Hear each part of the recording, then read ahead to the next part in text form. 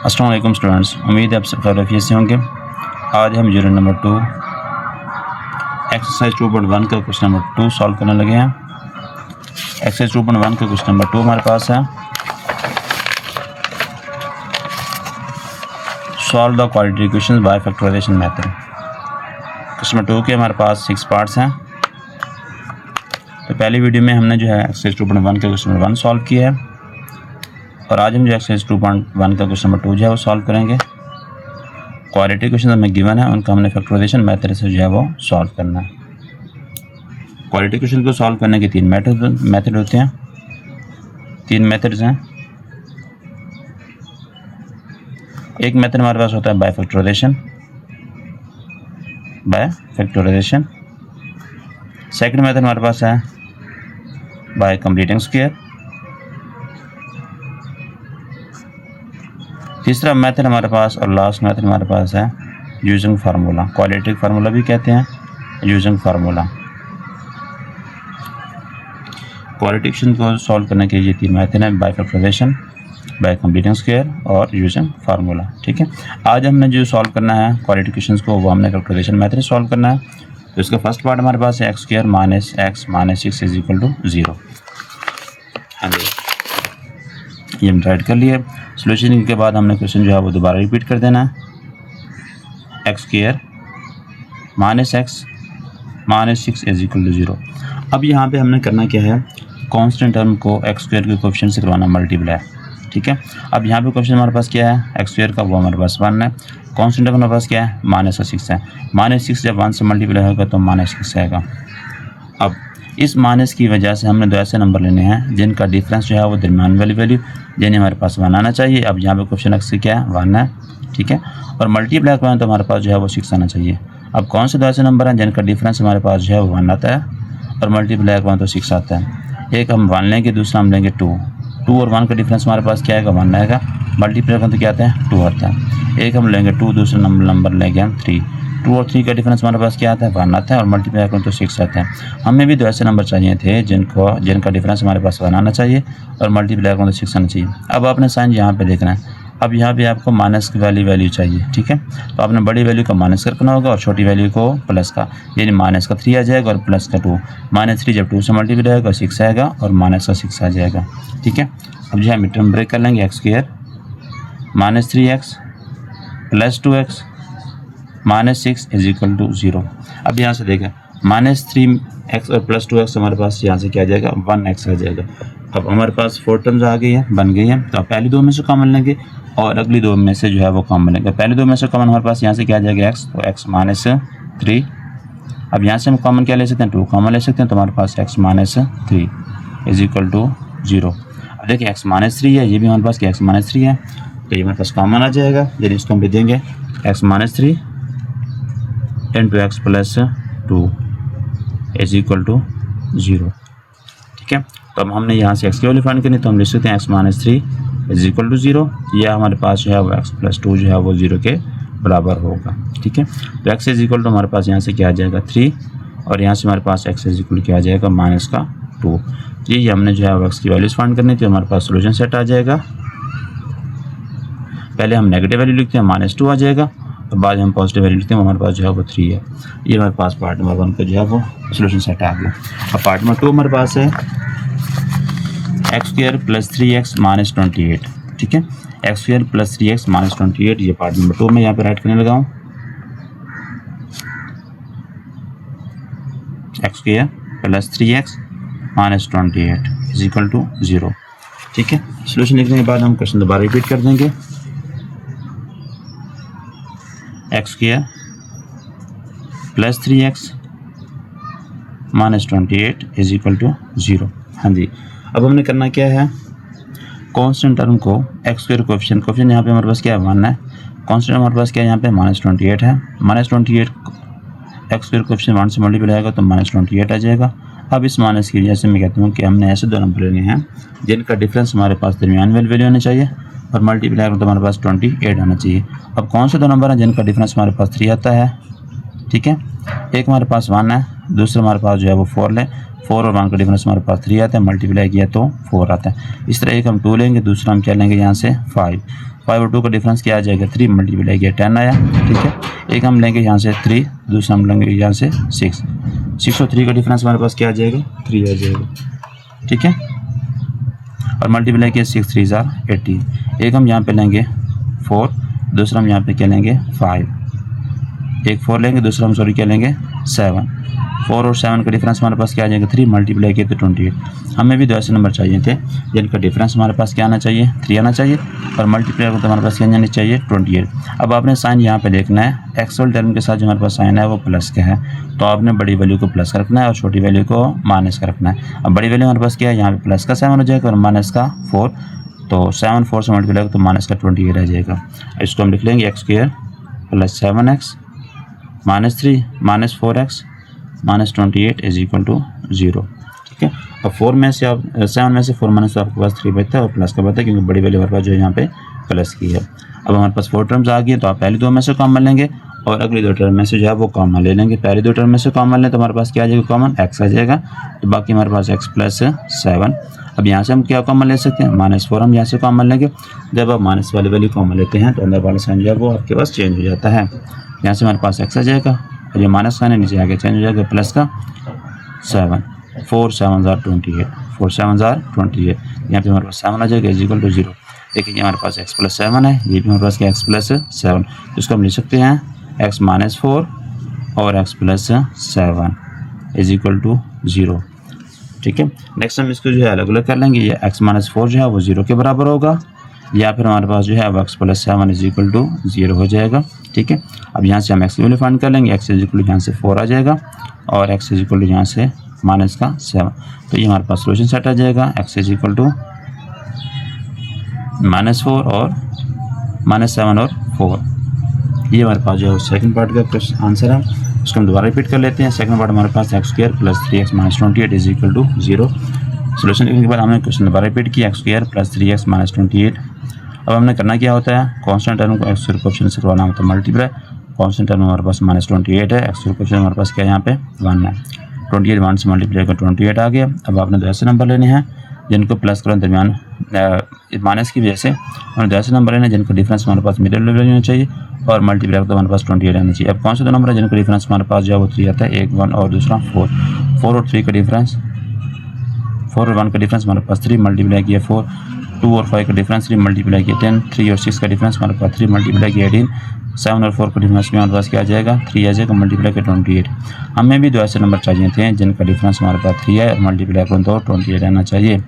अब यहाँ पे आपको प्लस का 3 चाहिए, तो आपने बड़ी वैल्यू को प्लस रखना है, छोटी वैल्यू को माइनस का, ताकि हमारे पास जो आंसर है वो 3 आ जाए। अब हमने यहाँ पे x square plus 7x minus 4x minus 28 is equal to 0 आ गया। अब आपने यहाँ पे क्या किया, पहले 2 वैल्यू में से कॉमन लिया, कॉमन हमने x ले लिया, बाकी यहाँ से x प्लस 7। अब यहाँ से हम -4 कॉमन लेंगे, तो बाकी जब माइनस वाली 4 टर्म आप कॉमन लेंगे तो ये साइन नीचे आगे चेंज हो जाएगा। अगर माइनस होगा तो प्लस का हो जाएगा, प्लस होगा तो माइनस होगा। यहाँ से x plus 7 is equal to 0। x plus 7 आपने कॉमन लिया, बाकी हमारे पास x माइनस 4 आ गया।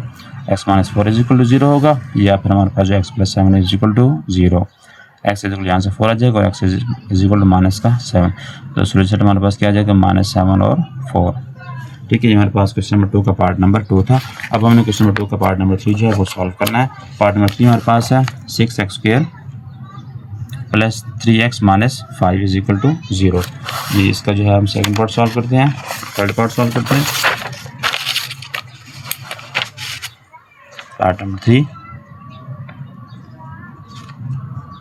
6x square plus 13x minus 5 is equal to 0। ठीक है, सोल्यूशन लिखने के बाद हम क्वेश्चन जो है वो दोबारा रिपीट कर देंगे।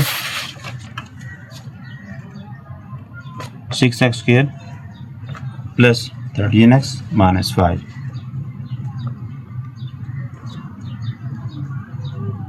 हाँ जी, आपने क्या करना है, -5 को x स्क्वायर कोएफिशिएंट जो हमारे पास 6 है उससे कराना मल्टीप्लाई। -5 जब 6 से मल्टीप्लाई होगा 5 6 और 30 माइनस का 30 आ जाएगा। अब इस माइनस की वजह से हमें 2 ऐसे नंबर चाहिए जिनका डिफरेंस हमारे पास जो है वो 30 आना चाहिए, और मल्टीप्लाई तो हमारे पास क्या आना चाहिए 30 आना चाहिए। अब कौन से 2 नंबर हैं जिनका डिफरेंस हमारे पास 30 आना, तो एक हमारे पास 1 होगा, दूसरा कौन सा नंबर होगा 14। इसका डिफरेंस क्या आ जाएगा 30, मल्टीप्लाई किया तो 14 आ जाता है। सेम इस तरह एक हम 2 लेंगे, दूसरा हम क्या लेंगे 15। 15 और 2 का डिफरेंस क्या आ जाएगा 13, मल्टीप्लाई करें तो 30। हमें भी 2 ऐसे नंबर चाहिए थे जिनका डिफरेंस हमारे पास 30 आना चाहिए और मल्टीप्लाई को तो हमारे पास 30 आना चाहिए। अब आपने देखना ये है यहाँ पे दरमियान वाली वैल्यू के साथ साइन कौन सा है, यहाँ पे साइन जो है हमारे पास प्लस का है, तो आपने बड़ी वैल्यू के साथ जो है वो साइन प्लस का देना है, छोटी वैल्यू के साथ है माइनस का।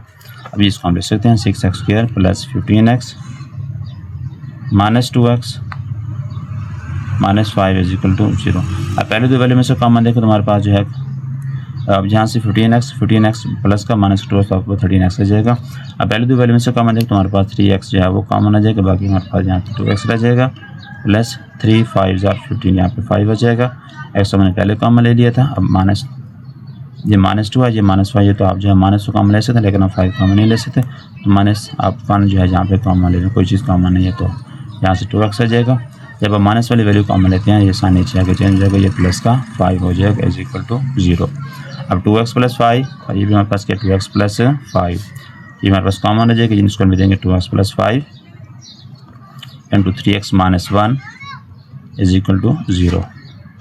या हम लिख सकते हैं 2x प्लस 5 हमारे पास 0 के इक्वल होगा, या फिर हमारे पास 3x माइनस 1 जो है वो इज इक्वल टू 0 होगा। अब हमने यहाँ से x की वैल्यू फाइंड करनी है, तो 2x इज इक्वल टू 5 उधर जाएगा तो माइनस का 5 हो जाएगा, हमने x फाइंड करना है, 2 डिवाइड हो जाएगा माइनस 5/2 आ जाएगा।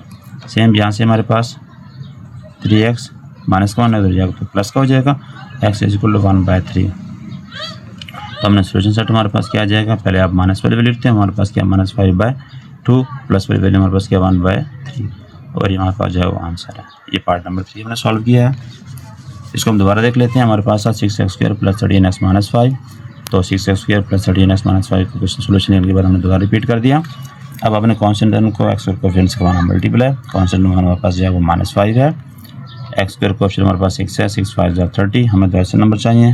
अब -30 आ गया था, 2 ऐसे नंबर चाहिए जिनका डिफरेंस हमारे पास 13 आना चाहिए, और मल्टीप्लाई को तो 30 आना चाहिए। अब हमारे पास 2 नंबर कौन से थे, 15 और 2 था। 15 और 2 का डिफरेंस हमारे पास क्या आता है, 13 आता है, मल्टीप्लाई तो हमारे पास 30 आ जाता है। ठीक है, तो फिर हम यहाँ से कॉमन लेते हो, नेक्स्ट हम जो है x की वैल्यू फाइंड कर लिए -5/2 और x इक्वल 1/3, और ये हमारे पास जो है वो आंसर है। हाँ जी, पार्ट नंबर 4 हमारे पास है x² -3/2x इज इक्वल 9/2। इसको हमने सॉल्व करना है, सोल्यूशन लिखा, उसके बाद हमने क्वेश्चन दोबारा रिपीट कर दिया, x² -3/2x इज इक्वल 9/2। अब यहाँ पे हमारे पास जो है वो फ्रैक्शन आ गई है, तो डिनोमिनेटर में हमारे पास जो है 2 है, जो कि हमारे पास एलसीएम होगा, तो हम एलसीएम को जो है वो दोनों तरफ मल्टीप्लाई करवा देंगे। लिखेंगे यहाँ पे मल्टीप्लाइंग 2 ऑन बोथ साइड,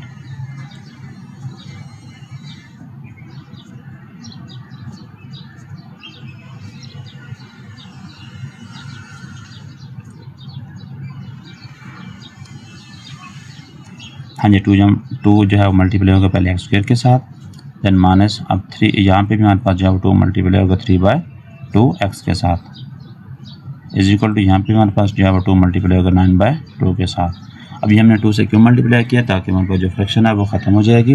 अब 2x² से मल्टीप्लाई होगा तो 2x² आ जाएगा, माइनस 2 से कट हो जाएगा, -3x आ जाएगा साथ में, इज इक्वल टू 2 से यहाँ से कट हो जाएगा, तो आपके पास यहाँ पे 9 आ जाएगा।